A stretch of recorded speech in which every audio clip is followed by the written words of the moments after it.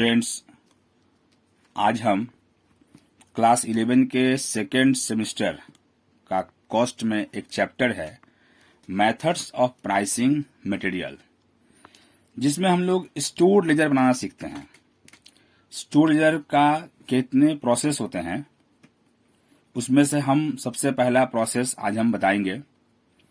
तो store laser बनाने के प्रोसेस होते हैं हम लोग के 4: FIFO, LIFO, simple average methods और वेटेड एवरेज मेथड्स, जिसमें आज हम स्टूडेंट्स आप लोगों को फीफो प्रोसेस में जो स्टोर लेजर बनते हैं वो हम बताएंगे। फीफो मेथड्स का मतलब होता है फर्स्ट इन फर्स्ट आउट, यानी आपके गोडाउन में अगर जो सामान पहले आता है हम लोग उसे पहले अपने गोडाउन से निकालते हैं, तो उसे कहते हैं FIFO methods, first in first out. जो पहले आया वही पहले जाएगा। तो उसमें आज एक हम सम्स बताने जा रहे हैं आप लोगों को। देखिए, from the following information relating to receipts and issue of materials of DS company limited, prepare a store ledger account under first in first out methods. 2024 April 1, opening stock 2,500 units at the rate of rupees 2 each. April 15, issue 1,000 units. April 18, received 1,000 units at the rate of rupees 2.10 each. April 24, received 1,000 units at the rate of rupees 2.20 each. April 28, issue 2,600 units. There was a shortage of 100 units on 30th April 2024. Shortage का हम लोग record जो है issue में ही करते हैं। Shortage का मतलब आपके स्टोर में 10 यूनिट्स गुड्स जो है शॉर्टेज हो रहा है, कम है, तो उसको हम लोग इशू में ही दिखाते हैं। अब हम लोग इस क्वेश्चंस को देखिए सॉल्व कर रहे हैं आपके सामने। यह है क्वेश्चंस का सॉल्यूशन हम लोगों के सामने। देखिए, 2024 को हम लोगों ने कोई स्टॉक परचेज नहीं किया। हम लोगों के पास ओपनिंग स्टॉक था, पहले से स्टॉक था, तो हम लोगों ने लिखा बैलेंस में। आप लोगों को पहले हम स्टोर लेजर का थोड़ा फॉर्मेट पहले बता दें एक बार। जैसे कि यहाँ है डेट, ये रिसिप्ट का कॉलम है जिसमें आपका 4 पार्ट होता है। GRN number, goods receive note, quantity, rate, amount. फिर इशूड अब होगा, जब गुड्स हमारे गोडाउन से जब गुड्स जाएंगे तो उसका रिकॉर्ड इशू में होगा, जिसका 4 पार्ट है। SRN number, quantity, rate, amount, और उसके बाद बैलेंस, जो गुड्स बचेंगे उसका क्वांटिटी, रेट और अमाउंट, और लास्ट में होते हैं रिमार्क्स।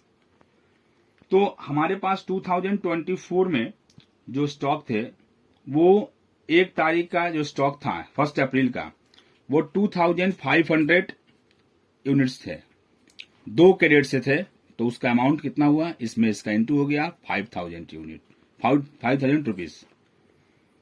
15 अप्रैल को हमारे गोडाउन से 1,000 स्टॉक जो है इशूड हो गए। तो हमारे पास तो 2,500 स्टॉक थे, तो जब इशूड होंगे तो उसी रेट से मैं लूंगा, 2 रुपए के रेट से 2,000 रुपए का स्टॉक जो है इशूड हो गया। तो हमारे बैलेंस में कितने स्टॉक बचे, 2,500 थे, जिसमें से 15 अप्रैल को 1,000 स्टॉक जो है चले गए। तो हमारे पास बचे कितने, 1,500। मैं 2,500 में से 2,500 में से 1,000 को लेस कर दिया, तो बचा कितना, 1,500, 2 के रेट से 3,000 रुपीज। अब अप्रैल 18 को हमारे यहाँ स्टॉक जो है परचेज करके आया 1,000 यूनिट्स, और वो 2.10 के रेट से। तो मैं इसे इसका इंटू करूंगा, मल्टीप्लाई, तो इसमें अमाउंट हो जाएगा 2,100। तो अब हमारे स्टॉक में 2 तरह का स्टॉक हो गया। एक पहले वाला स्टॉक 1,500 और एक 1,000 स्टॉक आया है 2.10 के रेट से। तो 2 स्टॉक हो गए बैलेंस में, 1,500 और 1,000, 2 के रेट से, 2.10 के रेट से मल्टीप्लाई कर दिया गया, 3,000, 2,100, टोटल अमाउंट कितने हो गए, 5,100।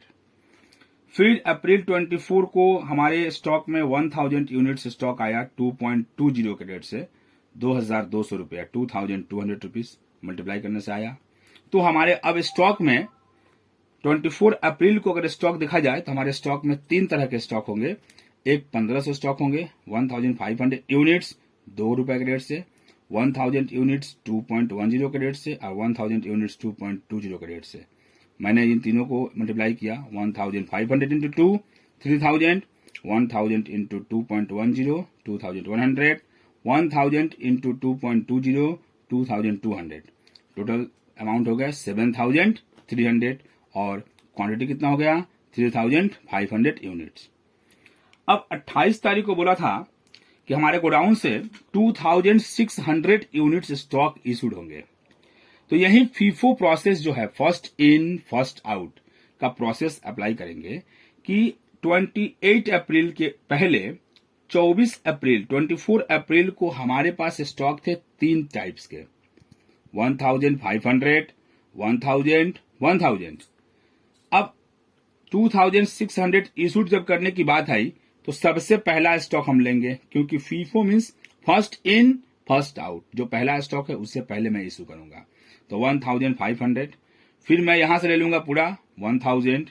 तो कितने हो गए 1500 और 1000 तो हो गया 2500। लेकिन मुझे इशू करना है कितना 2600। तो 1000 कम पड़ रहा है तो मैं नीचे वाले स्टॉक से लूंगा 100 लूंगा मैं।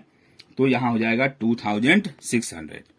तो अब हमारे यहां पर क्या होंगे कि 1500 इंटू 2 1000 इंटू 2.10 और 100 इंटू 2.20।